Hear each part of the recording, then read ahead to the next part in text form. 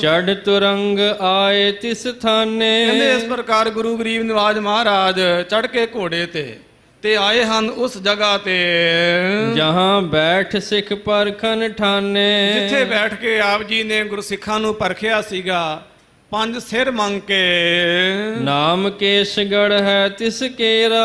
ਤੇ ਉਸ ਜਗ੍ਹਾ ਦਾ ਨਾਮ ਕੇਸਗੜ ਸਾਹਿਬ ਜੀ ਦਾ ਤਖਤ ਸਥਲ ਹੈ। ਉਤਪਤ ਪੰਥ ਹੋਨ ਥਲ ਹੇਰਾ। ਤੇ ਗਰੀਬ ਨਿਵਾਜ ਮਹਾਰਾਜ ਜੀ ਨੇ ਜਾਣਿਆ ਕਿ ਇੱਥੇ ਖਾਲਸਾ ਪੰਥ ਪ੍ਰਗਟ ਹੋਵੇਗਾ, ਇਹ ਖਾਲਸੇ ਜੀ ਦਾ ਜਨਮ ਸਥਾਨ ਹੋਵੇਗਾ। ਬੈਠੇ ਆਏ ਚਾਨਣੀ ਤਰੇ। ਤੇ ਗਰੀਬ ਨਿਵਾਜ ਮਹਾਰਾਜ ਵਾਸਤੇ ਗੁਰਸਿੱਖਾਂ ਨੇ ਬਹੁਤ ਸੁੰਦਰ ਚੰਦੋਵਾ ਭਾਵ ਚਾਨਣੀ ਲਗਾਈ ਹੋਈ ਸੀ। ਉਹਦੇ ਥੱਲੇ ਆਣ ਕੇ ਮਹਾਰਾਜ ਸੱਜ ਗਏ ਹਨ। ਸੁਭਟ ਸਿੱਖ ਸੈਂਕਰ ਤਹ ਖਰੇ। ਤੇ ਸੈਂਕੜੇ ਗੁਰਸਿੱਖ ਅਤੇ ਮਰ ਜੀਵੜੇ ਗੁਰੂ ਕੇ ਭਗਤ ਜਿਹੜੇ ਮਹਾਰਾਜ ਦੇ ਚਫੇਰੇ ਤਿਆਰ ਬਰ ਤਿਆਰ ਹਨ। ਛਬ ਅਮੋਲ ਲੋਚਨ ਅਨਿਆਰੇ। ਮਹਾਰਾਜ ਜੀ ਦੀ ਸ਼ੋਭਾ ਕੈਸੀ ਹੈ। ਸਤਿਗੁਰੂ ਗਰੀਬ ਨਿਵਾਜ ਮਹਾਰਾਜ ਦੀ ਸ਼ੋਭਾ ਕਹਿਣ ਤੋਂ ਪਰੇ ਜਿਹਨੂੰ ਸ਼ਬਦਾਂ ਵਿੱਚ ਬਿਆਨਿਆ ਨਹੀਂ ਜਾ ਸਕਦਾ ਹੈ।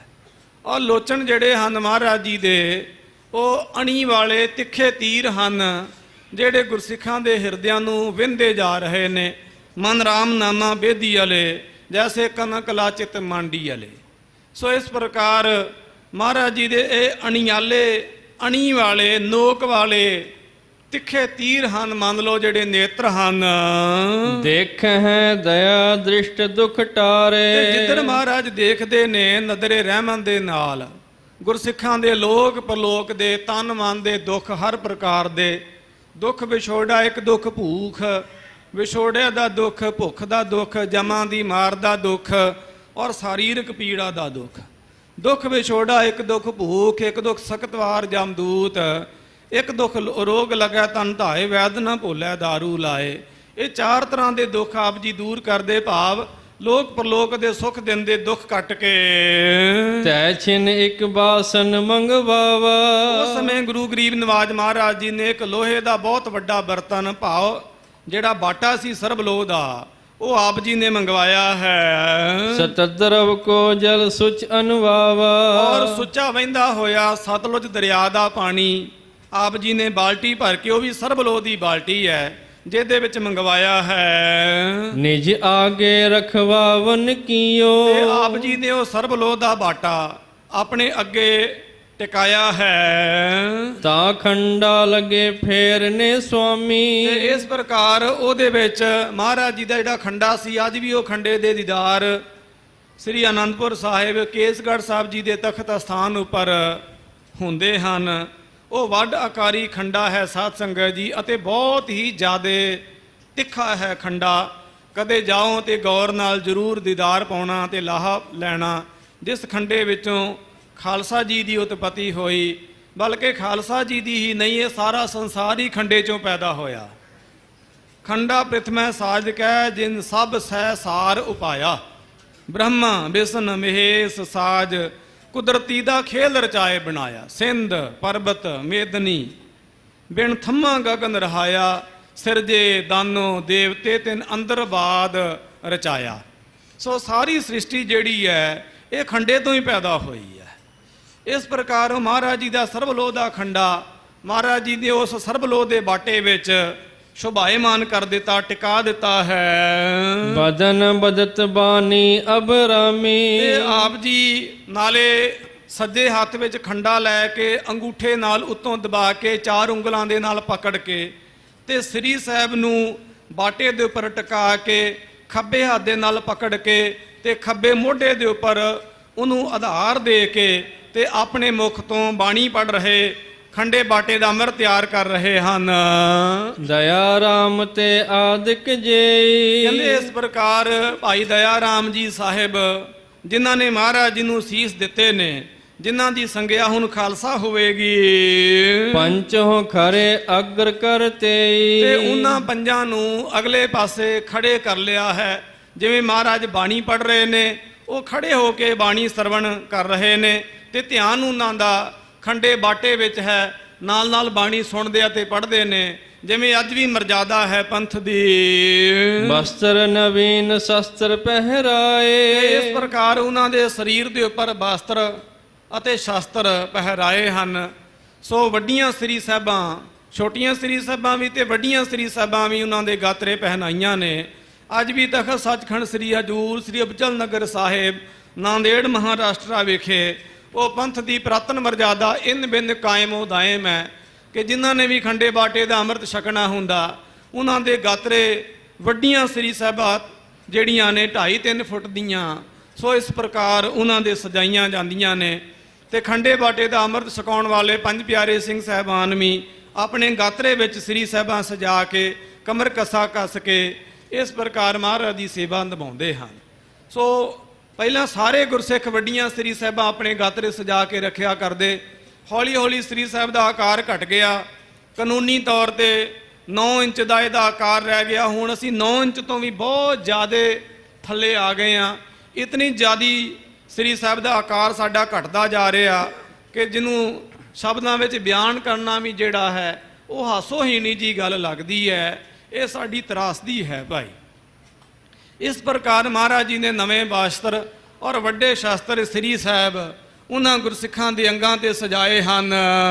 ਜਟਤ ਜਵਾਹਰ ਜਿਨ ਸਮੁਦਾਏ। ਤੇ ਉਹ ਸ੍ਰੀ ਸਾਹਿਬ ਉਹ ਸ਼ਾਸਤਰ ਐਸੇ ਹਨ ਜਿਹੜੇ ਬਹੁਤ ਬੇਸ਼ਕੀਮਤੀ ਹਨ, ਮਹਿੰਗੇ ਤੋਂ ਮਹਿੰਗੇ, ਜਿਨ੍ਹਾਂ ਵਿੱਚ ਸੋਹਣਾ ਵਰਕ ਕੀਤਾ ਹੋਇਆ ਸੋਨੇ ਚਾਂਦੀ ਹੀਰੇ ਆਦਿਕ ਦਾ। ਰੁਚਿਰ ਵਿਭੂਖਨ ਅੰਗ ਸਜਾਏ। ਤੇ ਬਹੁਤ ਪ੍ਰਕਾਰ ਦੇ ਉਹਨਾਂ ਉੱਪਰ ਸੋਨੇ ਦੀ ਘਾੜਤ ਘੜੀ ਹੋਈ ਜੜਤਕਾਰੀ ਕੀਤੀ ਹੋਈ ਹੈ। ਆਪਣੇ ਰੂਪ ਸਮਾਨ ਬਣਾਏ। ਤੇ ਉਹਨਾਂ ਦਾ ਜਿਹੜਾ ਰੂਪ ਸਵਰੂਪ ਹੈ ਗੁਰੂ ਗਰੀਬ ਨਵਾਜ ਮਹਾਰਾਜ ਜੀ ਨੇ ਆਪਣੇ ਵਰਗਾ ਹੀ ਬਣਾਇਆ ਹੋਇਆ ਹੈ। ਗੁਰੂ ਖਾਲਸਾ ਖਾਲਸਾ ਗੁਰੂ ਮੈਂ ਕਰੋ ਅਬ, ਜੈਸੇ ਗੁਰੂ ਨਾਨਕ ਗੁਰੂ ਅੰਗਦ ਕੋ ਕੀਨਿਓ। ਇਹ ਅੱਗੇ ਜਾ ਕੇ ਬਚਾਉਣਗੇ ਇਸੇ ਹੀ ਪਵਿੱਤਰ ਗ੍ਰੰਥ ਦੇ ਵਿੱਚ। ਤਾਂ ਇਸ ਪ੍ਰਕਾਰ ਆਪਣਾ ਹੀ ਰੂਪ ਮਹਾਰਾਜ ਜੀ ਨੇ ਬਲਕਿ ਖਾਸ ਰੂਪ ਦਿੱਤਾ ਹੈ। ਖਾਲਸਾ ਮੇਰੋ ਰੂਪ ਹੈ ਖਾਸ ਕਹਿ ਕੇ ਕਹੋ ਵਾਹਿਗੁਰੂ ਦੀਏ ਉਪਦੇਸਾ। ਉਸ ਵੇਲੇ ਮਾਨ ਨੇ ਉਪਦੇਸ਼ ਦਿੱਤਾ ਭਾਈ ਵਾਹਿਗੁਰੂ ਆਖੋ, ਕਿਉਂਕਿ ਵਾਹਿਗੁਰੂ ਗੁਰ ਮੰਤਰ ਹੈ। 10ਵੇਂ ਪਾਤਸ਼ਾਹ ਮਹਾਰਾਜ ਦੇ ਬਚਨ ਨੇ ਵਾਹਿਗੁਰੂ ਮੰਤਰ ਤਿਆਗ ਕੇ ਕਰੇ ਔਰ ਜੇ ਜਾਪ ਸੋ ਸਾਕਤ ਸਿੱਖ ਮੂਲ ਨਹਿ ਬਚਨ ਸ੍ਰੀ ਮੁਖ ਵਾਕ। ਹਾਥ ਜੋਰ ਥਿਰ ਸਿੱਖ ਵਿਸ਼ੇਸਾ। ਕਹਿੰਦੇ ਇਸ ਪ੍ਰਕਾਰ ਉਹਨਾਂ ਗੁਰਸਿੱਖਾਂ ਨੇ ਹੱਥ ਜੋੜ ਕੇ ਮਹਾਰਾਜ ਜੀ ਦੇ ਪਾਸੋਂ ਨਾਮ ਦੀ ਦਾਤ ਪ੍ਰਾਪਤ ਕੀਤੀ ਹੈ। ਜਪ ਜੀ ਪਾਠ ਪ੍ਰਥਮ ਕਰ ਲੀਨਾ। ਸਭ ਤੋਂ ਪਹਿਲਾਂ ਆਪ ਜੀ ਨੇ ਸ੍ਰੀ ਜਪਜੀ ਸਾਹਿਬ ਜੀ ਦਾ ਪਾਠ ਵੀਰ ਆਸਣ ਹੋ ਕੇ ਕੀਤਾ ਹੈ। ਅੰਮ੍ਰਿਤ ਮੈਂ ਬਹੁਤ ਤੇਜ ਬੜਿਓ ਹੈ। ਔਰ ਇਸ ਪ੍ਰਕਾਰ ਜਪਜੀ ਸਾਹਿਬ ਜੀ ਦੇ ਪਾਠ ਤੋਂ ਬਾਅਦ ਫਿਰ ਜਾਪ ਸਾਹਿਬ ਆਪ ਜੀ ਨੇ ਪੜਿਆ। ਫਿਰ ਸੁਧਾ ਸਵਈਏ ਜਿਹਨੂੰ ਆਪਾਂ ਕਹਿ ਦਿੰਦੇ ਆ, ਸੋ ਸ਼ਰਾਵਕ ਸੁਧ ਤੋਂ ਲੈ ਕੇ ਭੇਦ ਨਾ ਪਾਇਓ ਤੱਕ ਸ੍ਰੀ ਭਗਵਾਨ ਕੋ ਭੇਦ ਨਾ ਪਾਇਓ। ਸੋ ਇਸ ਪ੍ਰਕਾਰ ਫਿਰ ਚੌਪੀ ਸਾਹਿਬ ਆਪ ਜੀ ਨੇ ਪੂਰਾ ਪੜਿਆ ਹੈ। ਸੋ ਅੜਿਲ ਚੌਪਈ ਸਵਈਆ ਔਰ ਦੋਹਰੇ ਦੇ ਸਮੇਤ ਪੂਰਾ ਚੌਪੀ ਸਾਹਿਬ ਜੀ ਦਾ ਪਾਠ ਆਪ ਜੀ ਨੇ ਕੀਤਾ। ਉਸ ਤੋਂ ਬਾਅਦ 40 ਪੌੜੀਆਂ ਵਾਲਾ ਆਨੰਦ ਸਾਹਿਬ ਜੀ ਦਾ ਸੰਪੂਰਨ ਪਾਠ ਆਪ ਜੀ ਨੇ ਕੀਤਾ ਹੈ। ਅੰਮ੍ਰਿਤ ਮੈਂ ਬਹੁਤ ਤੇਜ ਬੜਿਓ ਹੈ। ਤੇ ਇਸ ਪ੍ਰਕਾਰ ਮਹਾਰਾਜ ਜੀ ਨੇ ਖੰਡੇ ਬਾਟੇ ਦਾ ਅੰਮ੍ਰਿਤ ਤਿਆਰ ਕੀਤਾ। ਅੰਮ੍ਰਿਤ ਵਿੱਚ ਬਹੁਤ ਜ਼ਿਆਦਾ ਤੇਜ ਵੱਧ ਗਿਆ ਹੈ। ਤਿਛਨ ਚਟਕ ਆਏ ਗਏ ਦੋ। ਜਦੋਂ ਮਹਾਰਾਜ ਖੰਡੇ ਬਾਟੇ ਦਾ ਅੰਮ੍ਰਿਤ ਤਿਆਰ ਕਰ ਹਟੇ ਤਾਂ ਇੰਨੇ ਸਮੇਂ ਨੂੰ 2 ਚਿੜੀਆਂ ਜੋ ਸਨ ਉਹ ਆਈਆਂ ਹਨ। ਸ੍ਰੀ ਗੁਰ ਦ੍ਰਿਸ਼ਟ ਪਰਤ ਭੇਸੋ। ਤੇ ਗੁਰੂ ਗਰੀਬ ਨਿਵਾਜ ਮਹਾਰਾਜ 10ਵੇਂ ਪਾਤਸ਼ਾਹ ਖੰਡੇ ਬਾਟੇ ਦੀ ਅੰਮ੍ਰਿਤ ਦੀ ਪਰਖ ਸਾਰਿਆਂ ਦੇ ਤਾਈਂ ਦਸਾਉਣਾ ਚਾਹੁੰਦੇ ਹਨ। ਇੱਕ ਬਾਸਨ ਮੈਂ ਤਨਕ ਸੁਪਾਇਓ। ਉਸ ਵੇਲੇ ਮਹਾਰਾਜ ਜੀ ਨੇ ਇੱਕ ਲੋਹੇ ਦੇ ਬਰਤਨ ਦੇ ਵਿੱਚ ਤਨਕ ਭਾਵ ਥੋੜਾ ਜਿਹਾ ਸਵਾਇਆ ਜਿਹਾ ਜਿਹੜਾ ਤਿਆਰ ਹੋਇਆ ਹੋਇਆ ਅੰਮ੍ਰਿਤ ਸੀਗਾ ਉਹ ਪਾਇਆ ਹੈ। ਤਿਨ ਆਗੇ ਤਰ ਤਬੇ ਪਿਆਇਓ। ਤੇ ਉਹਨਾਂ ਚਿੜੀਆਂ ਦੇ ਅੱਗੇ ਸਵਾਇਆ ਜਾਂ ਅੰਮ੍ਰਿਤ ਖਾਲੀ ਬੂੰਦ ਮਾਤਰ ਅੱਗੇ ਧਰਿਆ ਤੇ ਉਹਨਾਂ ਨੂੰ ਛਕਾਇਆ ਹੈ। ਭੈ ਵੀਰ ਰਸ ਪੀਵਤ ਦੋ। ਤੇ ਜਿਸ ਵੇਲੇ ਇਹਨਾਂ ਚਿੜੀਆਂ ਨੇ ਖੰਡੇ ਬਾਟੇ ਦਾ ਅੰਮ੍ਰਿਤ ਛਕਿਆ ਤੇ ਉਹਨਾਂ ਵਿੱਚ ਅਤਿਅੰਤ ਵੀਰ ਰਸ ਆ ਗਿਆ ਹੈ। ਯੁੱਧ ਕਰਨ ਲਾਗੇ ਮਿਲ ਸੋ। ਤੇ ਉਸੇ ਵੇਲੇ ਇਹ ਚਿੜੀਆਂ ਜਿਹੜੀਆਂ ਨੇ ਇਹ ਬਹੁਤ ਡਰਪੋਕ ਪ੍ਰਾਣੀ ਹੈ ਚਿੜੀ। ਪਿੰਡਾਂ ਚੋਂ ਆਏ ਲੋਕਾਂ ਨੂੰ ਪਤਾ ਹੋਵੇਗਾ, ਜਿਨ੍ਹਾਂ ਨੇ ਕਦੀ ਨੇੜਿਓਂ ਇਸ ਪੰਛੀ ਨੂੰ ਵੇਖਿਆ ਵਾ, ਜਦੋਂ ਇਸ ਪੰਛੀ ਦੀ ਪਿੱਠ ਤੇ ਸੂਰਜ ਹੋਵੇ ਨਾ, ਤੇ ਸੂਰਜ ਦੇ ਪ੍ਰਭਾਵ ਦੇ ਨਾਲ ਇਹਦਾ ਪਰਛਾਵਾਂ ਅਗਲੇ ਪਾਸੇ ਆ ਜਾਂਦਾ ਹੈ। ਇਸ ਤਰ੍ਹਾਂ ਹੀ ਹੁੰਦਾ ਮਨੁੱਖਾਂ ਦਾ ਵੀ ਪਰਛਾਵਾਂ ਸੂਰਜ ਦੇ ਪ੍ਰਭਾਵ ਨਾਲ ਸੋ ਇਸ ਪ੍ਰਕਾਰ ਅੱਗੇ ਆ ਜਾਂਦਾ। ਤੇ ਜਦੋਂ ਇਹਦੇ ਖੰਭ ਹਿਲਦੇ ਨੇ, ਕਿਉਂਕਿ ਇਹ ਚੋਗਾ ਚੁਗਦੀ ਹੈ ਉਛਲ ਉਛਲ ਕੇ, ਬੜੀ ਹੈਰਾਨਗੀ ਦੀ ਔਰ ਬੜੀ ਮਜ਼ੇ ਦੀ ਗੱਲ ਆ, ਆਪਣੇ ਪਰਛਾਵੇਂ ਤੋਂ ਹੀ ਚਿੜੀ ਡਰ ਜਾਂਦੀ ਆ। ਜਿਨ੍ਹਾਂ ਨੇ ਕਦੀ ਗੌਰ ਕੀਤਾ ਉਹਨੂੰ ਪਤਾ ਹੋਵੇਗਾ, ਆਪਣੇ ਪਰਛਾਵੇਂ ਤੋਂ ਤਰਬਕ ਜਾਂਦੀ ਹੈ ਵਿਚਾਰੀ। ਇੰਨਾ ਇਹ ਡਰਪੋਕ ਪ੍ਰਾਣੀ ਹੈ ਜੋ ਚਿੜੀ ਹੈ। ਚੋਗਾ ਚੁਗਦਾ, ਅੱਗੇ ਪਿੱਛੇ ਖੱਬੇ ਸੱਜੇ ਵੇਖਦਾ, ਫਿਰ ਚੋਗਾ ਚੱਕਦਾ, ਅੱਗੇ ਪਿੱਛੇ ਖੱਬੇ ਸੱਜੇ ਵੇਖਦਾ। ਸੋ ਕਾਂ ਵਰਗੇ ਸਧਾਰਨ ਜੇ ਸੋ ਜਾਨਵਰ ਦਾ ਵੀ ਇਹ ਖਾਜਾ ਬਣ ਜਾਂਦੀ ਹੈ। ਐਸੀ ਇਹ ਵਿਚਾਰੀ ਡਰਪੋਕ ਆ। ਪਰ ਅੰਮ੍ਰਿਤ ਦੇ ਪ੍ਰਭਾਵ ਦੇ ਨਾਲ ਇੰਨਾ ਜ਼ਿਆਦਾ ਵੀਰ ਰਸ ਆਇਆ ਕਿ ਆਪਸ ਵਿੱਚ ਇਹ ਲੜਨ ਮਰਨ ਲੱਗੀਆਂ ਹਨ।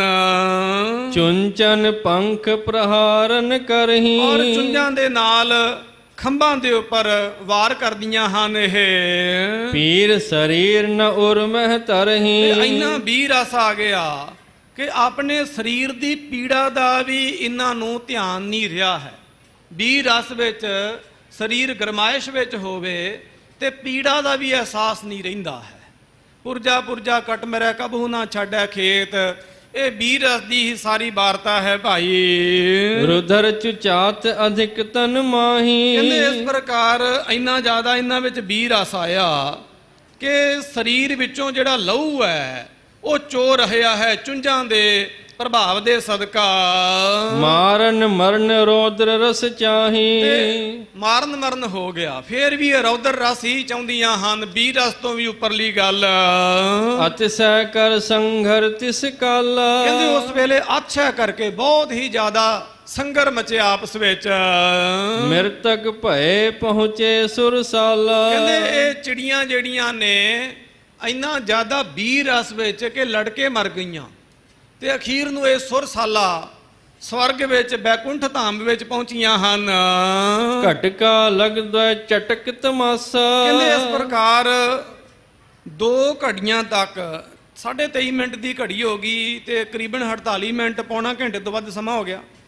ਇੰਨਾ ਸਮਾਂ ਇਹ ਲਗਾਤਾਰ ਲੜਦੀਆਂ ਰਹੀਆਂ। ਵੈਸੇ ਆਪ ਜੀ ਨੂੰ ਪਤਾ ਹੋਵੇ, ਚੰਗੇ ਤੋਂ ਚੰਗੇ ਪਹਿਲਵਾਨਾਂ ਦੀ ਵੀ ਜਦੋਂ ਇਸ ਪ੍ਰਕਾਰ ਫਾਈਟ ਹੁੰਦੀ ਆਪਸ ਵਿੱਚ, ਕਬੱਡੀ ਦੀ ਕਹਿ ਲਵੋ, ਘੋਲ ਤੇ ਚੱਲਦਾ ਰਹਿੰਦਾ ਕਈ ਵਾਰੀ ਕਈ ਮਿੰਟ, ਜਾਂ ਗੱਤਕੇ ਦੀ ਵੀ ਜਦੋਂ ਫਾਈਟ ਹੁੰਦੀ ਆ 2 4 5 ਮਿੰਟ ਤੱਕ ਚੰਗੇ ਤੋਂ ਚੰਗੇ ਤਾਕਤਵਰ ਬੰਦੇ ਦਾ ਪਸੀਨਾ ਛੁੱਟ ਜਾਂਦਾ। ਇਸ ਤੋਂ ਵੱਧ ਬੰਦਾ ਨਹੀਂ ਜੂਝ ਸਕਦਾ ਸਧਾਰਨ ਤੌਰ ਤੇ। ਪਰ ਇਹ ਚਿੜੀਆਂ ਹੋ ਕੇ ਵੀ ਤਕਰੀਬਨ ਪੌਣੇ ਘੰਟੇ ਤੋਂ ਵੱਧ ਆਪਸ ਵਿੱਚ ਲੜਦੀਆਂ ਰਹੀਆਂ। ਸਰੀਰ ਚੋਂ ਖੂਨ ਵਗ ਰਿਹਾ, ਪਰ ਇੰਨੇ ਰੌਦਰ ਰਸ ਵਿੱਚ ਮਸਤ ਅਲਮਸਤ ਨੇ ਕਿ ਸਰੀਰ ਦੀ ਵੀ ਸੁੱਧ ਬੁੱਧ ਨਹੀਂ ਹੈ, ਤੇ ਇਕੱਠੀਆਂ ਹੀ ਮਰ ਗਈਆਂ ਹਨ। ਬਿਕਸਤ ਭਏ ਵਿਵੇਕ ਨਿਵਾਸਾ, ਤੇ ਇਸ ਪ੍ਰਕਾਰ ਗੁਰੂ ਗਰੀਬ ਨਿਵਾਜ ਮਹਾਰਾਜ ਜੀ ਨੇ ਕੌਤਕ ਦੇਖਿਆ ਤੇ ਮਹਾਰਾਜ ਬਹੁਤ ਹੈਰਾਨ ਹੋਏ। ਬਹੁਰ ਪੜਤ ਫੇਰਤ ਸੋ ਖੰਡਾਨਾ, ਕਹਿੰਦੇ ਇਸ ਪ੍ਰਕਾਰ ਮਹਾਰਾਜ ਫਿਰ ਬਾਣੀ ਪੜ੍ਹਦੇ ਜਾਂਦੇ ਤੇ ਨਾਲ ਖੰਡਾ ਫੇਰੀ ਜਾਂਦੇ ਹਨ। ਭਾ ਅੰਮ੍ਰਿਤ ਸੋ ਤੇਜ ਨਿਧਾਨਾ, ਕਹਿੰਦੇ ਉਹ ਅੰਮ੍ਰਿਤ ਜੋ ਸੀ ਮਹਾਰਾਜ ਦੀ ਵੀਰ ਅਸੀਂ ਬਾਣੀ ਦੇ ਸਦਕਾ ਬਹੁਤ ਜ਼ਿਆਦਾ ਤੇਜ ਪ੍ਰਤਾਪ ਵਾਲਾ ਹੋ ਗਿਆ।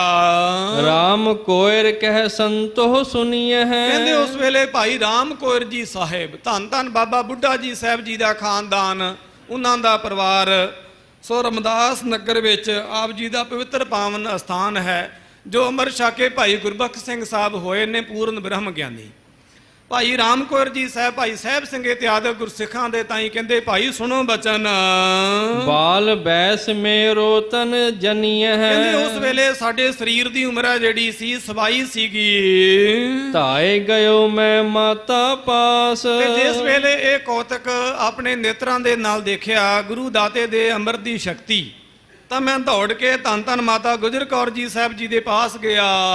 ਜਹ ਬੈਠੀ ਜੀ ਤੋ ਸੁਖ ਰਾਸ, ਜਿੱਥੇ ਸਤਿਗੁਰੂ ਜੀ ਮਹਾਰਾਜ ਜੀ ਦੇ ਮਾਤਾ ਜੀ, ਔਰ ਇਸੇ ਪ੍ਰਕਾਰ ਧੰਨ ਧੰਨ ਮਾਤਾ ਨਾਨਕੀ ਜੀ ਸਾਹਿਬ, ਧੰਨ ਧੰਨ ਮਾਤਾ ਜੀਤੋ ਜੀ ਸਾਹਿਬ, ਸਮੁੱਚਾ ਗੁਰੂ ਕਾ ਪਰਿਵਾਰ ਸੱਜਿਆ ਹੋਇਆ ਸੀਗਾ। ਤਹਾਂ ਬੈਠ ਮੈਂ ਸਕਲ ਸੁਨਾਈ। ਕਹਿੰਦੇ ਉੱਥੇ ਬੈਠ ਕੇ ਸਾਰੀ ਜਿਹੜੀ ਵੈਸਾਖੀ ਕੀ ਸਾਖੀ ਸੀ, ਸੋ ਖੰਡੇ ਬਾਟੇ ਦੇ ਅੰਮ੍ਰਿਤ ਦੀ ਕਥਾ ਜਿਹੜੀ ਸੀ ਸਾਰੀ ਮੈਂ ਸੁਣਾਈ। ਇਸ ਵਿਦ ਅੰਮ੍ਰਿਤ ਗੁਰੂ ਬਨਾਈ। ਕਿ ਇਸ ਪ੍ਰਕਾਰ ਗੁਰੂ ਗਰੀਬ ਨਿਵਾਜ ਮਹਾਰਾਜ ਜੀ ਨੇ 5 ਬਾਣੀਆਂ ਦਾ ਪਾਠ ਕਰਕੇ ਤੇ ਖੰਡੇ ਬਾਟੇ ਦਾ ਅੰਮ੍ਰਿਤ ਤਿਆਰ ਕੀਤਾ ਹੈ। ਚਟਕ ਆਪ ਮਹਿ ਲਰ ਕਰ ਮਰੇ। ਤੇ ਮੇਰੇ ਵਹਿੰਦਿਆਂ ਵਹਿੰਦਿਆਂ 2 ਚਿੜੀਆਂ ਆਈਆਂ। ਮਹਾਰਾਜ ਜੀ ਨੇ ਸਰਬਲੋ ਦੇ ਬਾਟੇ ਵਿੱਚ ਬੂੰਦ ਮਾਤਰ ਅੰਮ੍ਰਿਤ ਉਹਨਾਂ ਦੇ ਤਾਈਂ ਛਕਾਇਆ ਤੇ 2 ਘੜੀਆਂ ਤੱਕ ਕਰੀਬਨ 48 ਮਿੰਟ ਪੌਣੇ ਘੰਟੇ ਤੋਂ ਵੱਧ ਉਹ ਚਿੜੀਆਂ ਆਪਸ ਵਿੱਚ ਲੜ ਕੇ ਤੇ ਸੁਰਸਾਰ ਨੂੰ ਚਲੇ ਗਈਆਂ ਹਨ। ਦੀਰਘ ਤੇਜ ਤਾਸ ਮਹਿ ਧਰੇ। ਤੇ ਮੈਂ ਦੇਖਿਆ ਕਿ ਗੁਰੂ ਗਰੀਬ ਨਿਵਾਜ ਮਹਾਰਾਜ ਜੀ ਨੇ ਜੋ ਖੱਟੇ ਬਾਟੇ ਦਾ ਅੰਮ੍ਰਿਤ ਤਿਆਰ ਕੀਤਾ ਹੈ ਉਹਦੇ ਵਿੱਚ ਬਹੁਤ ਹੀ ਜ਼ਿਆਦਾ ਤੇਜ ਪ੍ਰਤਾਪ ਹੈ। ਜਲ ਮੈਂ ਪੰਡਤ ਖੰਡਾ ਫਿਰੈ ਹੈ। ਤੇ ਗੁਰੂ ਗਰੀਬ ਨਿਵਾਜ ਮਹਾਰਾਜ ਜੀ ਨੇ ਅੰਮ੍ਰਿਤ ਨੂੰ ਇਸ ਪ੍ਰਕਾਰ ਤਿਆਰ ਕੀਤਾ ਕਿ ਬਾਣੀ ਪੜ੍ਹਦਿਆਂ ਹੋਇਆਂ ਸੋ ਖੰਡੇ ਨੂੰ ਸੱਜੇ ਹੱਥ ਵਿੱਚ ਲੈ ਕੇ 4 ਉਂਗਲਾਂ ਦੇ ਭਾਰ ਦੇ ਨਾਲ ਉੱਪਰੋਂ ਅੰਗੂਠੇ ਨਾਲ ਦਬਾ ਕੇ ਸ੍ਰੀ ਸਾਹਿਬ ਖੱਬੇ ਹੱਥ ਵਿੱਚ ਲੈ ਕੇ ਤੇ ਖੱਬੇ ਮੋਢੇ ਦਾ ਆਧਾਰ ਦੇ ਕੇ ਆਪਣੇ ਨੇਤਰ ਬਾਟੇ ਵਿੱਚ ਟਿਕਾ ਕੇ ਸਾਡੇ ਦੇਖਦਿਆਂ ਦੇਖਦਿਆਂ ਵੀਰ ਆਸਣ ਹੋ ਕੇ ਭਾਵ ਸੂਰਬੀਰ ਬਹਾਦਰਾਂ ਜੁਝਾਰੂਆਂ ਵਾਲਾ ਆਸਣ ਹੋ ਕੇ ਮਹਾਰਾਜ ਜੀ ਨੇ ਬਾਣੀ ਪੜ੍ਹੀ ਤੇ ਖੰਡਾ ਫੇਰਿਆ। ਉਹ ਇੰਨਾ ਤੇਜ ਪ੍ਰਤਾਪੀ ਅੰਮ੍ਰਿਤ ਹੈ। ਪਾਹੁਲ ਖੰਡੇ ਕੀ ਅਬਦੈ ਹੈ। ਤੇ ਉਹ ਖੰਡੇ ਦੀ ਪਾਹੁਲ ਅੰਮ੍ਰਿਤ ਅਰਥਾਤ ਇਹ ਮਹਾਰਾਜ ਆਪਣੇ ਗੁਰਸਿੱਖਾਂ ਨੂੰ ਭਾਵ ਖਾਲਸੇ ਨੂੰ ਦੇਣਗੇ ਹੁਣੇ।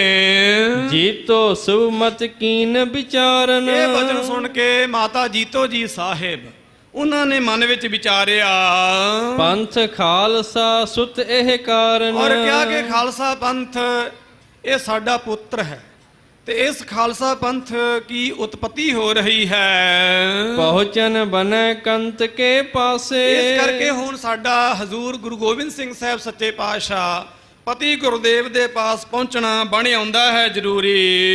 ਇਮ ਵਿਚਾਰ ਬੋਲੀਨ ਬਤਾਸੇ। ਕਹਿੰਦੇ ਇਸ ਪ੍ਰਕਾਰ ਮਨ ਵਿੱਚ ਵਿਚਾਰ ਕੀਤੀ ਮਾਤਾ ਜੀਤੋ ਜੀ ਸਾਹਿਬ ਜੀ ਨੇ ਤੇ ਬਹੁਤ ਵੱਡੀ ਗਿਣਤੀ ਵਿੱਚ ਜਿਹੜੇ ਪਤਾਸੇ ਹਨ ਸੁਥਰੇ ਬਣੇ ਹੋਏ ਸੋ ਸਫੇਦ ਰੰਗ ਦੇ ਉਹ ਆਪਣੇ ਹੱਥ ਵਿੱਚ ਲਏ ਹਨ। ਘਰ ਤੇ ਚਲ ਆਈ ਤਤਕਾਲਾ। ਤੇ ਗੁਰੂ ਕੇ ਮਹਿਲਾਂ ਤੋਂ ਚੱਲ ਕੇ ਧੰਨ ਧੰਨ ਮਾਤਾ ਜੀਤੋ ਜੀ ਸਾਹਿਬ ਉੱਥੇ ਆਏ ਹਨ। ਕਿੱਥੇ? ਅੰਮ੍ਰਿਤ ਜਹਾਂ ਬਨਾਏ ਕਿਰਪਾਲਾ। ਜਿੱਥੇ ਕੇਸਗੜ੍ਹ ਸਾਹਿਬ ਜੀ ਦੇ ਤਖਤ ਅਸਥਾਨ ਭਾਵ ਉੱਚੇ ਟਿੱਲੇ ਤੇ ਸ਼ੁਭਾਇਮਾਨ ਹੋ ਕੇ ਆਪ ਜੀ ਅੰਮ੍ਰਿਤ ਬਣਾ ਰਹੇ ਭਾਵ ਅੰਮ੍ਰਿਤ ਨੂੰ ਤਿਆਰ ਕਰ ਰਹੇ ਸਨ। ਪਤ ਕੋ ਰੁਖ ਲਖ ਜਲ ਮਹਿ ਪਾਏ। ਕਹਿੰਦੇ ਇਸ ਪ੍ਰਕਾਰ ਗੁਰੂ ਗੋਬਿੰਦ ਸਿੰਘ ਸਾਹਿਬ ਸੱਚੇ ਪਾਤਸ਼ਾਹ ਗਰੀਬ ਨਵਾਜ ਅੰਮ੍ਰਿਤ ਕੇ ਦਾਤੇ ਪੰਥ ਦੇ ਵਾਲੀ ਸਤਿਗੁਰੂ ਗਰੀਬ ਨਵਾਜ ਮਹਾਰਾਜ ਜੀ ਦਾ ਰੁਖ ਜਾਣ ਕੇ ਤੇ ਉਹ ਜਿਹੜੇ ਪਤਾਸੇ ਹਨ ਸਰਬਲੋ ਦੇ ਬਾਟੇ ਵਿੱਚ ਸ਼ੋਭਾਇਮਾਨ ਕਰ ਦਿੱਤੇ ਹਨ। ਸ੍ਰੀ ਸਤਿਗੁਰ ਅਵਲੋਕ ਅਲਾਏ। ਤੇ ਗੁਰੂ ਗਰੀਬ ਨਵਾਜ ਮਹਾਰਾਜ ਜੀ ਨੇ ਮਾਤਾ ਜੀਤੋ ਜੀ ਸਾਹਿਬ ਜੀ ਦੇ ਪਤਾਸੇ ਪਾਉਣ ਉੱਪਰ ਮੁਖ ਤੋਂ ਬਚਨ ਫਰਮਾਏ ਹਨ। ਭਲੋ ਪਇਓ ਤੂੰ ਚੱਲ ਕਰ ਆਈ। ਔਰ ਕਿਹਾ ਕਿ ਜੀਤੋ ਜੀ ਸਾਹਿਬ ਸੁਭਾਗੇ ਭਲਾ ਹੋਇਆ ਬਹੁਤ ਚੰਗਾ ਹੋਇਆ ਕਿ ਤੁਸੀਂ ਚੱਲ ਕੇ ਆ ਗਏ। ਨੀਰ ਬਿਖੈ ਪਾਈ ਮਧੁਰਾਈ। ਤੇ ਇਸ ਅੰਮ੍ਰਿਤ ਦੇ ਵਿੱਚ ਮਿਠਾਸ ਭਾਵ ਪਤਾਸੇ ਪਾ ਦਿੱਤੇ ਇਹ ਬਹੁਤ ਚੰਗਾ ਹੋਇਆ ਹੈ ਭਾਈ। ਨਾ ਤੁਰ ਪੰਥ ਹੋਤ ਬੜ ਕਰੂਰਾ। ਨਹੀਂ ਤੇ ਸਾਡਾ ਪੰਥ ਤਾਂ ਬਹੁਤ ਹੀ ਜ਼ਿਆਦੇ ਵੀਰ ਰਸ ਵਾਲਾ ਹੋ ਜਾਂਦਾ। ਤੇਜ ਕ੍ਰੋਧ ਕਲਹਾ ਕਰ ਪੂਰਾ। ਤੇ ਇਹਦੇ ਵਿੱਚ ਤੇਜ ਪ੍ਰਤਾਪ ਇੰਨਾ ਹੁੰਦਾ ਜਿਹਦੀ ਝਾਲ ਦੁਨੀਆ ਚੱਲ ਨਾ ਸਕਦੀ। ਆਪਨ ਬਿਗਾਨਾ ਸਮਝਤ ਨਾਹੀ। ਕਹਿੰਦੇ ਇਸ ਪ੍ਰਕਾਰ ਫਿਰ ਇੰਨੇ ਵੀਰ ਰਸ ਵਿੱਚ ਸੋ ਫਿਰ ਸੋਝੀ ਵੀ ਨਾ ਰਹਿੰਦੀ ਦੁਸ਼ਮਣ ਜਾਂ ਆਪਣੇ ਦੀ। ਕਰਤ ਜੰਗ ਦਿਨ ਰੈਨ ਬਿਤਾਹੀ। ਤੇ ਦਿਨ ਰਾਤ ਪੰਥ ਜੰਗ ਹੀ ਕਰਦਾ ਰਹਿੰਦਾ। ਖਾਲਸਾ ਜੀਓ ਸੋ ਪਹਿਲਾਂ ਪੁਰਾਤਨ ਗੁਰਸਿੱਖ ਜਦੋਂ ਖੰਡੇ ਬਾਟੇ ਦਾ ਅੰਮ੍ਰਿਤ ਤਿਆਰ ਕਰਿਆ ਕਰਦੇ ਤਾਂ ਧਿਆਨ ਦਿੰਦੇ ਕਿ ਖੰਡੇ ਦੀ ਜਿਹੜੀ ਧਾਰਾ ਹੈ ਉਸ ਨੂੰ ਜ਼ਰੂਰ ਬਰ ਜ਼ਰੂਰ ਤਿੱਖਿਆਂ ਰੱਖਿਆ ਕਰਦੇ ਸਨ ਕਿਉਂਕਿ ਉਹ ਮਾਤਰ ਸੋ ਫੇਰਨ ਵਾਸਤੇ ਹੀ ਨਹੀਂ। ਕਦੇ ਗੁਰਦਸਵੇਂ ਪਾਤਸ਼ਾਹ ਮਹਾਰਾਜ ਜੀ ਦੇ ਖੰਡੇ ਦਾ ਦੀਦਾਰ ਕਰੀਏ ਤਾਂ ਫਿਰ ਸਾਨੂੰ ਸਮਝ ਆਉਂਦੀ ਹੈ ਕਿ ਉਸ ਖੰਡੇ ਦੀ ਧਾਰਾ ਕਿੰਨੀ ਪ੍ਰਚੰਡ ਹੈ। ਔਰ ਉਹ ਖੰਡਾ ਜਿਹੜਾ ਹੈ ਸ੍ਰੀ ਕੇਸਗੜ੍ਹ ਸਾਹਿਬ ਜੀ ਦੇ ਤਖਤ ਸਥਲ ਉੱਪਰ ਸ਼ੁਭਾਏਮਾਨ ਹੈ। ਕਦੇ ਜਾਓ ਤਾਂ ਦੀਦਾਰ ਕਰਨਾ ਧਿਆਨ ਪੂਰਵਕ, ਵੱਡ ਆਕਾਰੀ ਵੀ ਹੈ। ਔਰ ਖੰਡੇ ਬਾਟੇ ਦਾ ਅੰਮ੍ਰਿਤ ਤਿਆਰ ਕਰਨ ਵੇਲੇ ਜੋ ਪਤਾਸਿਆਂ ਦੀ ਮਾਤਰਾ ਹੈ ਸੋ ਉਹ ਵੀ ਇਸ ਪ੍ਰਕਾਰ ਸਵਾਈ ਹੁੰਦੀ ਹੈ, ਕਿਉਂਕਿ ਸੋ ਮਿਠਾਸ ਵਾਸਤੇ ਕਿ ਪ੍ਰੇਮ ਪੂਰਵਕ ਫਿਰਦਾ ਰਹੇ, ਦਿਨ ਰਾਤ ਖਾਲਸਾ ਜੰਗ ਨਾ ਕਰਦਾ ਰਹੇ। ਪਰ ਹੁਣ ਖਾਲਸੇ ਵਿੱਚੋਂ ਇਹ ਸੁਭਾਅ ਜਿਹੜਾ ਵੀਰ ਰਸ ਵਾਲਾ ਹੈ, ਜੁਝਾਰੂ ਵਾਲਾ ਹੈ, ਉਹ ਮਨਫੀ ਹੁੰਦਾ ਜਾ ਰਿਹਾ ਹੈ। ਮਿਠਾਸ ਬਹੁਤ ਜ਼ਿਆਦੀ ਆ ਗਈ ਹੈ, ਹਰ ਬੰਦਾ ਨੀਤੀ ਤੇ ਰਾਜਨੀਤੀ ਹੀ ਵਿਚਾਰਦਾ ਹੈ। ਸੋ ਇਸ ਪ੍ਰਕਾਰ ਮਹਾਰਾਜ ਜੀ ਨੇ ਸਰਬਲੋਹ ਦਾ ਤਿੱਖਾ ਖੰਡਾ ਵੱਡ ਆਕਾਰੀ ਔਰ ਵੀਰ ਰਸ ਵਿੱਚ ਉਹਨੂੰ ਅਖੰਡ ਰੂਪ ਦੇ ਵਿੱਚ ਫੇਰਿਆ ਹੈ। ਇੰਨਾ ਵੀਰ ਰਸ ਵਿੱਚ ਕਿ ਜਿਸ ਆਨੰਦ ਨੂੰ ਦੇਖਿਆ ਜਾਂ ਮਾਣਿਆ ਜਾ ਸਕਦਾ ਹੈ ਕਿ ਜੇ ਕੋਈ ਧਿਆਨ ਪੂਰਵਕ ਬਾਣੀ ਸੁਣੇ ਔਰ ਇਸੇ ਪ੍ਰਕਾਰ ਪੂਰੀ ਚੇਸ਼ਟਾ ਨਾਲ ਬਾਣੀ ਸੁਣੇ ਤੇ ਉਹਨੂੰ ਹੀ ਉਹਦੇ ਵਿੱਚੋਂ ਰਸ ਮਹਿਸੂਸ ਹੋਵੇ। ਸਧਾਰਨ ਬੰਦੇ ਨੂੰ ਤੇ ਤੁਕ ਵੀ ਨਾ ਫੜੀ ਜਾਵੇ। ਇਸ ਪ੍ਰਕਾਰ ਇੰਨੀ ਵੀਰ ਰਸ ਵਿੱਚ ਗੁਰਸਿੱਖ ਬਾਣੀ ਪੜ੍ਹਦੇ ਨੇ ਔਰ ਉੱਚੀ ਧੁਨ ਵਿੱਚ ਬਾਣੀ ਪੜ੍ਹਦੇ ਨੇ, ਧਿਆਨ ਪੂਰਵਕ ਗੱਜ ਗੱਜ ਕੇ ਬਾਣੀ ਪੜ੍ਹਦੇ ਨੇ। ਖਾਲਸਾ ਜੀ ਕੀ ਉਤਪਤੀ ਕੋਈ ਸਧਾਰਨ ਵਰਤਾਰਾ ਨਹੀਂ ਹੈ। ਸਾਧ ਸੰਗਤ ਜੀ, ਇਸ ਬ੍ਰਹਿਮੰਡ ਦਾ, ਇਸ ਸੰਸਾਰ ਦਾ ਸਭ ਤੋਂ ਬੇਸ਼ਕੀਮਤੀ, ਬੇਨਜ਼ੀਰ, ਬੇਮਿਸਾਲ, ਲਾਸਾਨੀ, ਅਲੌਕਿਕ ਅਤੇ ਅਦੁੱਤੀ ਵਰਤਾਰਾ ਹੈ। ਦੁਨੀਆ ਦੇ ਲੋਕ ਜਦੋਂ ਸਾਧ ਸੰਗਤ ਜੀਓ ਸ਼ਸਤਰ ਚਲਾਉਂਦੇ ਨੇ ਤਾਂ ਨਿਸ਼ਚੈ ਹੀ ਖੂਨ ਦੀਆਂ ਧਾਰਾਂ ਵਹਿੰਦੀਆਂ ਨੇ, ਵਹਿਣੀਆਂ ਸੁਭਾਵਿਕ ਹੀ ਹਨ। 10ਵੇਂ ਪਾਤਸ਼ਾਹ ਮਹਾਰਾਜ ਜੀ ਨੇ ਖੰਡਾ ਚਲਾਇਆ, ਉਹਦੇ ਵਿੱਚੋਂ ਖੂਨ ਦੀ ਧਾਰਾ ਨਹੀਂ ਬਲਕਿ ਅੰਮ੍ਰਿਤ ਦੀ ਧਾਰਾ ਚੱਲੀ ਹੈ। ਉਸ ਅੰਮ੍ਰਿਤ ਨੂੰ ਛਕ ਕੇ ਖਾਲਸਾ ਅਮਰ ਹੋਇਆ। ਅੰਮ੍ਰਿਤ ਪੀਵੈ ਅਮਰ ਸੋ ਹੋਏ, ਉਸ ਪੁਰਖਾ ਨਾਹੀ ਕਦੇ ਬਿਨਾਸ਼, ਜਾ ਕੇ ਮਨ ਪ੍ਰਗਟੇ ਗੁਣ ਤਾਸ। ਸੋ ਇਸੇ ਪ੍ਰਕਾਰ ਖੰਡੇ ਵਿੱਚੋਂ ਖਾਲਸਾ ਤਾਂ ਉਤਪਤ ਕੀਤਾ ਹੈ ਕਿਉਂਕਿ ਇਹ ਸ੍ਰਿਸ਼ਟੀ ਹੀ ਖੰਡੇ ਵਿੱਚੋਂ ਪੈਦਾ ਹੋਈ ਹੈ ਤੇ ਅਖੀਰ ਨੂੰ ਇਸ ਸ੍ਰਿਸ਼ਟੀ ਨੇ ਖੰਡੇ ਵਿੱਚ ਹੀ ਸਮਾ ਜਾਣਾ। ਵਾਹਿਗੁਰੂ ਜੀ ਨੇ ਪਹਿਲਾਂ ਖੰਡਾ ਪੈਦਾ ਕੀਤਾ, ਖੰਡਾ ਪ੍ਰਿਥਮੈ ਸਾਜ ਕੈ, ਉਸ ਤੋਂ ਬਾਅਦ ਜਿਨ ਸਭ ਸਹਿਸਾਰ ਉਪਾਇਆ, ਫਿਰ ਸਭ ਸਹਿਸਾਰ ਇਹ ਸਾਰਾ ਸੰਸਾਰ ਪ੍ਰਗਟ ਕੀਤਾ। ਫਿਰ ਇਸ ਪ੍ਰਕਾਰ ਬ੍ਰਹਮਾ, ਫਿਰ ਵਿਸ਼ਨੂੰ, ਫਿਰ ਮਹੇਸ਼ ਸਾਜੇ ਨੇ ਔਰ ਇਸੇ ਪ੍ਰਕਾਰ ਫਿਰ ਦੇਵਤੇ, ਦੈਂਤ, ਇਹ ਸਾਰੀ ਸ੍ਰਿਸ਼ਟੀ ਖੰਡੇ ਤੋਂ ਬਾਅਦ ਉਤਪਤ ਹੋਈ ਹੈ। ਇਹ ਸੰਸਾਰ ਦੀ ਸ੍ਰਿਸ਼ਟੀ ਦੀ ਉਤਪਤੀ ਜਿਹੜੀ ਹੈ ਇਹ ਕਮਲ ਤੋਂ ਨਹੀਂ, ਇਹ ਖੰਡੇ ਤੋਂ ਹੈ ਭਾਈ। ਤਾਂ ਇਸ ਪ੍ਰਕਾਰ ਗੁਰੂ ਗਰੀਬ ਨਿਵਾਜ ਮਹਾਰਾਜ ਜੀ ਨੇ ਖੰਡੇ ਵਿੱਚੋਂ ਹੀ ਖਾਲਸੇ ਨੂੰ ਉਤਪਤ ਕੀਤਾ ਹੈ। ਤਾਂ ਗਰੀਬ ਨਿਵਾਜ ਮਹਾਰਾਜ ਜੀ ਨੇ ਮਾਤਾ ਜੀ ਦੇ ਤਾਈਂ ਫਰਮਾਇਆ ਕਿ ਅੱਛਾ ਹੋਇਆ ਭਾਈ, ਭਲੋ ਪਿਆ ਕਿ ਤੁਸੀਂ ਆਣ ਕੇ ਇਹਦੇ ਵਿੱਚ ਆਣ ਕੇ ਪਤਾਸੇ ਪਾਏ ਨੇ ਤਾਂ ਕਿ ਖਾਲਸੇ ਵਿੱਚ ਮਿਠਾਸ ਦੀ ਅੰਸ਼ ਵੀ ਰਹੇਗੀ, ਜੋ ਕਿ ਰਹਿਣਾ ਜ਼ਰੂਰੀ। ਭਰਾਤਰੀ ਭਾਵ ਮਿਲ ਆਪਸ ਮਹਿ ਮੋਹ ਨ ਕਰਹੀ, ਨਹੀਂ ਤਾਂ ਇਹ ਆਪਸ ਵਿੱਚ ਮੋਹ ਵੀ ਨਾ ਕਰਦੇ, ਪ੍ਰੇਮ ਵੀ ਨਾ ਕਰਦੇ। ਰਿਸਮੋ ਭਰੇ ਸ਼ਸਤਰ ਪਰ ਹਰਹੀ, ਤੇ ਵੀਰ ਰਸ ਵਿੱਚ ਭਰੇ ਹੋਏ ਸ਼ਸਤਰਾਂ ਦਾ ਹੀ ਪ੍ਰਹਾਰ ਕਰਦੇ ਰਹਿੰਦੇ। ਅਬ ਮਿਸ਼ਟਾਨ ਜੋ ਪਾਇਓ ਤੋਹੀ, ਔਰ ਕਿਹਾ ਕਿ ਹੁਣ ਜੋ ਤੁਸਾਂ ਨੇ ਲਿਆ ਕੇ ਇਹਦੇ ਵਿੱਚ ਪਤਾਸੇ ਪਾਏ ਹਨ, ਜਾਂ ਤੇ ਪਿਆਰ ਪਰਸਪਰ ਹੋਹੀ। ਇਸ ਕਰਕੇ ਗੁਰਸਿੱਖਾਂ ਦਾ ਆਪਸ ਵਿੱਚ ਪ੍ਰੇਮ ਵੀ ਹੋਵੇਗਾ, ਖੰਡਾ ਵੀ, ਖੜਕਾ ਦੜਕਾ ਵੀ ਚੱਲਦਾ ਰਹੇਗਾ, ਉਹਦੇ ਨਾਲ ਪ੍ਰੇਮ ਵੀ ਹੋਵੇਗਾ ਹਿਰਦੇ ਦਾ।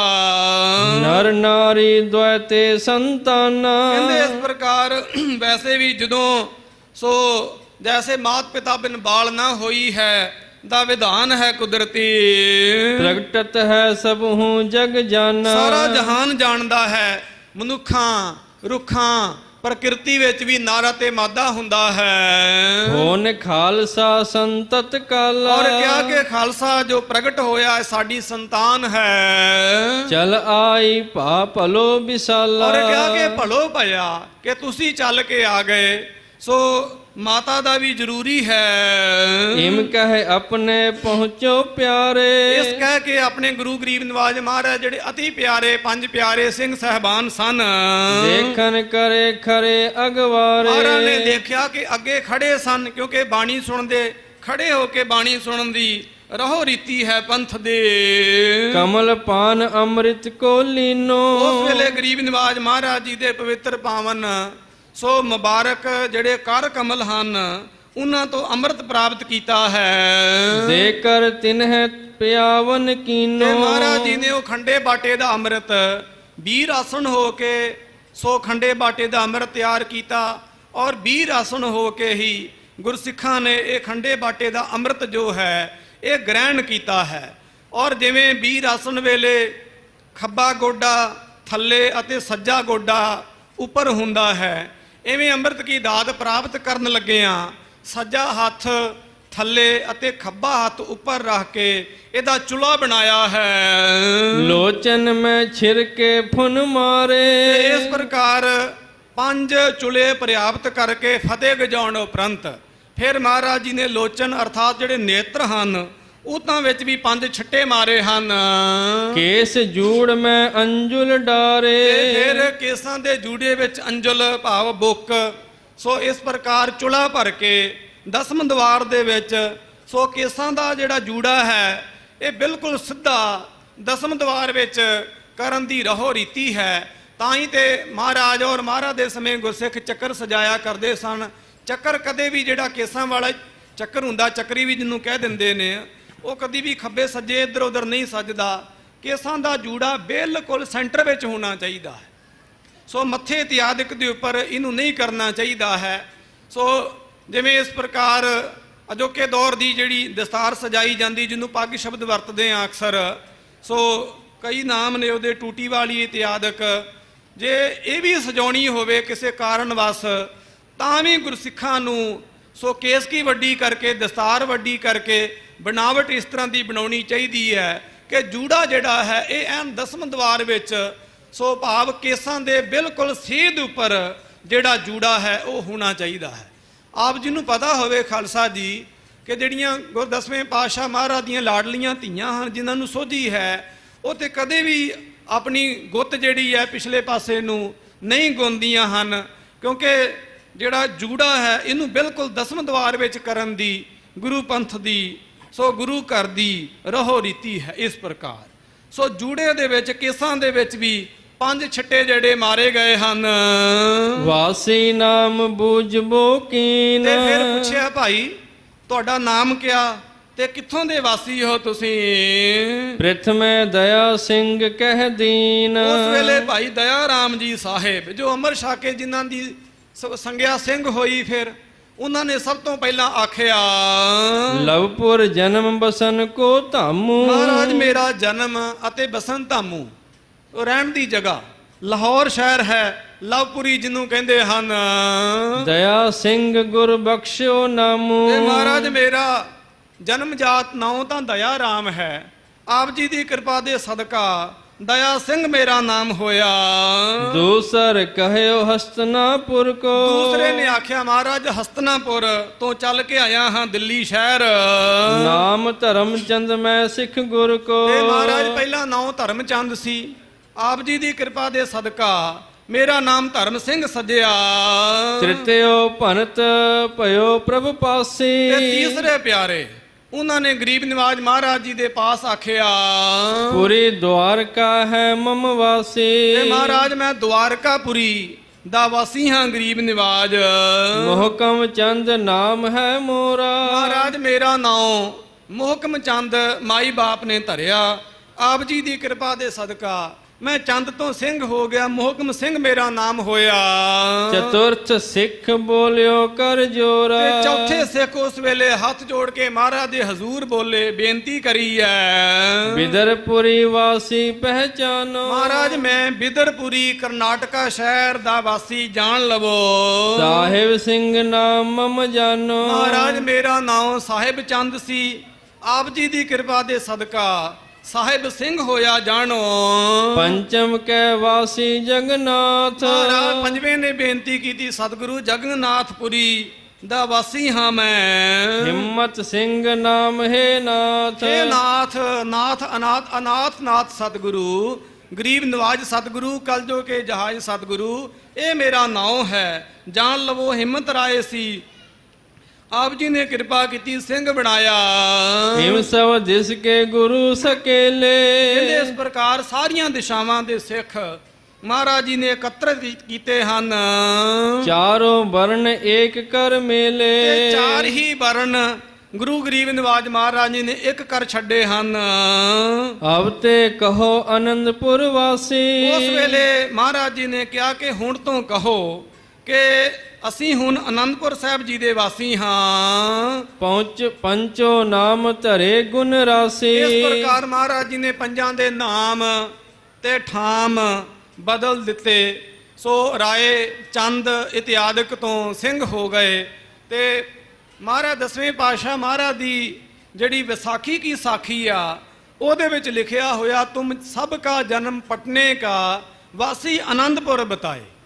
ਸੋ ਜਿਵੇਂ ਨਿਹੰਗ ਸਿੰਘ ਵੀ ਅੱਜ ਵੀ ਸੋ ਪ੍ਰਾਤਨ ਗੁਰੂ ਕੇ ਬੋਲਦੇ ਨੇ, ਪਟਨਾ ਜਨਮ ਆਨੰਦਪੁਰ ਵਾਸੀ, ਪ੍ਰਗਟਿਓ ਖਾਲਸਾ ਪੰਥ ਅਬਿਨਾਸੀ। ਇਸ ਪ੍ਰਕਾਰ ਵੀ ਮਹਾਰਾਜ ਜੀ ਦੇ ਇਹ ਅਮਰ ਵਾਕ ਆਉਂਦੇ ਹਨ। ਵੈਸੇ ਵੀ ਜਿੱਥੋਂ ਦਾ ਬਾਪ ਹੋਵੇ ਲੋਕ ਉੱਥੋਂ ਦੇ ਹੀ ਵੱਜਦੇ ਨੇ ਨਾ। ਆ ਪੰਜਾਬ ਇਤਿਆਦਿਕ ਤੋਂ ਲੋਕ ਜਿਹੜੇ ਯੂਪੀ ਆਦਿਕ ਥਾਵਾਂ ਤੇ ਜਾ ਕੇ ਵਸੇ ਨੇ ਤੇ ਇਦਾਂ ਹੀ ਅੱਲ ਪੈ ਜਾਂਦੀ ਆ। ਆ ਜੀ ਜਲੰਧਰੀਆਂ ਦੇ ਡੇਰੇ ਆ ਜੀ, ਅੰਮ੍ਰਿਤਸਰੀਆਂ ਦੇ ਘਰ ਆ ਜੀ, ਆ ਫਿਰੋਜ਼ਪੁਰੀਆਂ ਦੇ ਘਰ ਨੇ। ਜਿੱਥੋਂ ਦਾ ਮਾਈ ਬਾਪ ਹੋਵੇ ਸਾਰੇ ਉੱਥੋਂ ਦੇ ਹੀ ਵਸਦੇ ਨੇ, ਵੱਜਦੇ ਨੇ। ਸੋ ਗੁਰਦਸਵੇਂ ਪਾਤਸ਼ਾਹ ਮਹਾਰਾਜ ਪਟਨੇ ਦੇ ਹੋਣੇ ਤੇ ਸੋ ਇਸ ਪ੍ਰਕਾਰ ਗੁਰਸਿੱਖ ਵੀ ਜਿਹੜੇ ਨੇ ਇਹ ਆਪਣੇ ਆਪ ਨੂੰ ਸੋ ਪਟਨੇ ਦੇ ਸਦਵਾ ਕੇ ਤੇ ਸ਼ਾਨ ਕਹਾਉਂਦੇ ਨੇ। ਵਿਸਾਖੀ ਕੀ ਸਾਖੀ ਤੇ ਹੋਰ ਪੁਰਾਣੇ ਗ੍ਰੰਥਾਂ ਵਿੱਚ ਇਸ ਪ੍ਰਕਾਰ ਵੀ ਬਚਨ ਆਉਂਦੇ ਹਨ। ਸੋ ਇਹ ਮਹਾਰਾਜ ਜੀ ਨੇ ਗੁਰਸਿੱਖਾਂ ਨੂੰ ਨਵੇਂ ਨਾਮ ਤੇ ਨਵੇਂ ਠਾਮ ਤੇ ਨਵੀਂ ਜ਼ਿੰਦਗੀ ਦਿੱਤੀ ਹੈ।